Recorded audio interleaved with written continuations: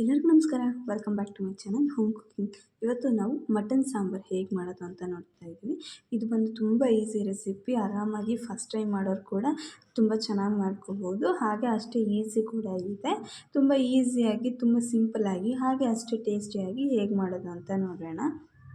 ಮೊದಲಿಗೆ ಮಸಾಲ ರುಬ್ಬೋಕ್ಕೆ ಒಂದು mixie jar ತೊಗೊಂಡಿದ್ದೀನಿ. ಅದಕ್ಕೆ ಒಂದು ಅರ್ಧ ಕಪ್ಪಷ್ಟು ತೆಂಗಿನಕಾಯಿನ ಹಾಕ್ಕೊತಾ ಇದ್ದೀನಿ. ನೀವು ತೆಂಗಿನ ತುರಿ ಕೂಡ ಯೂಸ್ ಮಾಡ್ಬೋದು. ಇದಕ್ಕೆ ಒಂದು ಟೊಮೆಟೊನ ಯೂಸ್ ಮಾಡ್ತಾಯಿದ್ದೀನಿ.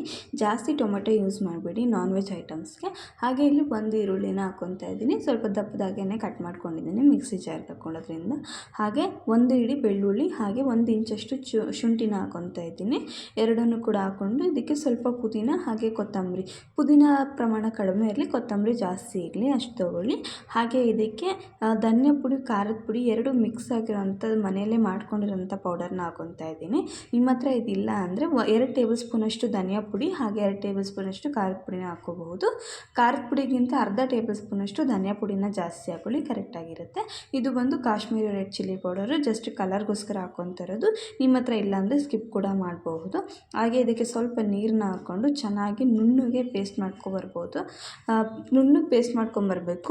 ತರಿಯಾಗಿರಬಾರ್ದು ಮಸಾಲ, ಆವಾಗ ಸಾಂಬಾರು ಚೆನ್ನಾಗಿ ಬರಲ್ಲ, ಗಟ್ಟಿ ಅಂದರೆ ಚೆನ್ನಾಗಿ ಟೇಸ್ಟ್ ಬರಲ್ಲ, ಗಟ್ಟಿ ಬರೋದಿಲ್ಲ.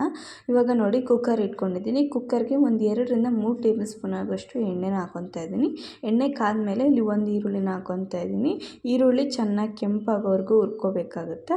ಈರುಳ್ಳಿ ಎಲ್ಲ ಚೆನ್ನಾಗಿ ಫ್ರೈ ಆದಮೇಲೆ ಇಲ್ಲಿ ನಾನೊಂದು ಅರ್ಧ ಕೆಜಿ ಮಟನ್ ತೊಗೊಂಡಿದ್ದೀನಿ.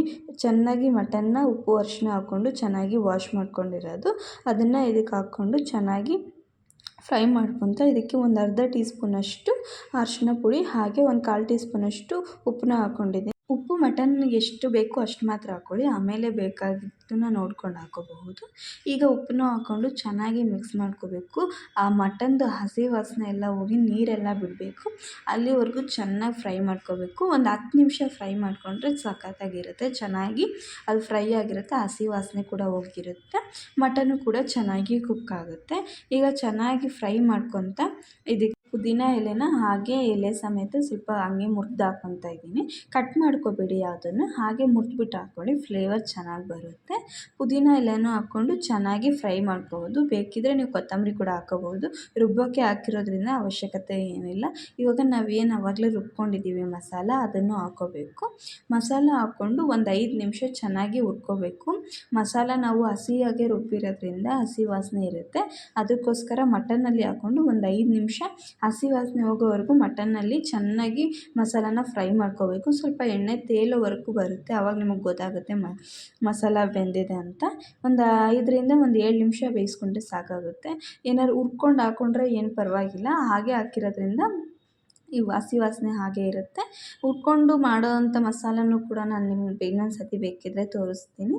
ಇವಾಗ ನೋಡಿ ಎಣ್ಣೆ ಎಲ್ಲ ಮೇಲೆ ಬರ್ತಾ ಇದೆ. ನಾನು ಜಾಸ್ತಿ ಏನು ಎಣ್ಣೆ ಯೂಸ್ ಮಾಡಿಲ್ಲ, ಎಷ್ಟು ಬೇಕೋ ಅಷ್ಟೇ ಯೂಸ್ ಮಾಡಿದ್ದೀನಿ. ನೋಡಿ ಇವಾಗ ಮಸಾಲೆ ಎಲ್ಲ ಚೆನ್ನಾಗಿ ಫ್ರೈ ಆಗಿದೆ. ಇವಾಗ ನಾವೇನು ರುಬ್ಕೊಂಡಿದ್ವಿ ಆ ಮಸಾಲದಲ್ಲಿ ನೀರಿರುತ್ತೆ ಮಿಕ್ಸಿ ಜಾರಲ್ಲಿ, ಅದನ್ನು ಹಾಕ್ಕೊಂಡು ಎಷ್ಟು ಸಾಂಬಾರು ನಿಮಗೆ ಕನ್ಸಿಸ್ಟೆನ್ಸಿ ಬೇಕೋ ಅಷ್ಟು ಮಾಡ್ಕೊಂಡು, ನಾನು ಸ್ವಲ್ಪ ಮೀಡಿಯಮ್ ಕನ್ಸಿಸ್ಟೆನ್ಸಿಲಿ ಮಾಡ್ಕೊತಾ ಇದ್ದೀನಿ. ತುಂಬ ಗಟ್ಟಿಯಾಗೂ ಇಲ್ಲ, ತುಂಬ ತೆಳ್ಳಗೂ ಇಲ್ಲ. ನಿಮಗೆ ಯಾವ ಕನ್ಸಿಸ್ಟೆನ್ಸಿಯಲ್ಲಿ ಬೇಕೋ ಅಷ್ಟನ್ನು ಹಾಕ್ಕೊಂಡು ರುಚಿಗೆ ತಕ್ಕಷ್ಟು ಉಪ್ಪನ್ನ ಹಾಕ್ಕೋಬೇಕಾಗುತ್ತೆ. ಆವಾಗಲೇ ಉಪ್ಪನ್ನ ಹಾಕ್ಕೊಂಡಿರ್ತೀವಿ, ನೋಡಿಕೊಂಡು ಉಪ್ಪನ್ನ ಹಾಕ್ಕೊಳ್ಳಿ. ಇವಾಗ ಒಂದು ಕುದಿ ಬರೋಕ್ಕೆ ಚೆನ್ನಾಗಿ ಫ್ರೈ ಮಾಡಿಕೊಂಡು ನೋಡಿ ಮಟನ್ ಎಲ್ಲ ಚೆನ್ನಾಗಾಗಿದೆ, ಹೊಂದ್ಕೊಂಡಿದೆ ಎಲ್ಲದಕ್ಕೂ. ಸಾಂಬಾರು ಇಷ್ಟಿದ್ರೆ ಸಾಕಾಗುತ್ತೆ. ನಿಮಗೆ ಎಷ್ಟು ಬೇಕೋ ಅಷ್ಟು ನೋಡಿಕೊಂಡು ನೀವು ಮಾಡ್ಕೋಬೋದು. ಈಗ ಮುಚ್ಚಿಬಿಟ್ಟು ಒಂದು 3 ವಿಷಲ್ನ ತೊಗೊಂಡಿದ್ದೀನಿ ನಾನು. ಎಳೆ ಮಟನ್ ಆಗಿರೋದ್ರಿಂದ ನಿಮ್ಗೆ ಏನಾದರೂ ಮಟನ್ನು ಬಲ್ತಿರೋದಾಗಿದ್ದರೆ, ಇಲ್ಲ ಚೆನ್ನಾಗಿ ಇನ್ನೂ ಬೇಯಬೇಕು ಅಂದರೆ ಇನ್ನೊಂದು 2 ವಿಷಲ್ ತೊಗೋಬಹುದು. ನಾನಿಲ್ಲಿ 3 ವಿಷಲ್ ತೊಗೊಂಡಿದ್ದೀನಿ. 3 ವಿಷಲ್ಗೆ ಚೆನ್ನಾಗಿ ಸಖತ್ತಾಗಿ ಬೆಂದಿದೆ. ಸಾಂಬಾರು ಕೂಡ ಪರ್ಫೆಕ್ಟಾಗಿ ಆಗಿದೆ, ಕರೆಕ್ಟಾಗಿ. ತುಂಬ ಗಟ್ಟಿಯಾಗೂ ಇಲ್ಲ, ತುಂಬ ತೆಳ್ಳಗೂ ಇಲ್ಲ, ಪರ್ಫೆಕ್ಟಾಗಿ ಆಗಿದೆ. ನಿಮಗೆ ರೆಸಿಪಿಗಳು ಇಷ್ಟ ಆಗ್ತಾಯಿದ್ರೆ ದಯವಿಟ್ಟು ಕಮೆಂಟ್ ಬಾಕ್ಸಲ್ಲಿ ತಿಳಿಸಿ. ಹಾಗೆ ಒಂದು ಲೈಕ್ ಕೊಡೋದನ್ನ ಮರಿಬೇಡಿ. ಹಾಗೆ ಚಾನಲ್ನ ಸಬ್ಸ್ಕ್ರೈಬ್ ಮಾಡಿ. Thank you for watching. ಹಾಗೆ ನಿಮ್ಗೆ ಏನಾದರೂ ಬೇರೆ ರೆಸಿಪಿಗಳು ಬೇಕಿದ್ದರೆ ದಯವಿಟ್ಟು ಕಮೆಂಟ್ ಬಾಕ್ಸಲ್ಲಿ ತಿಳಿಸಿ.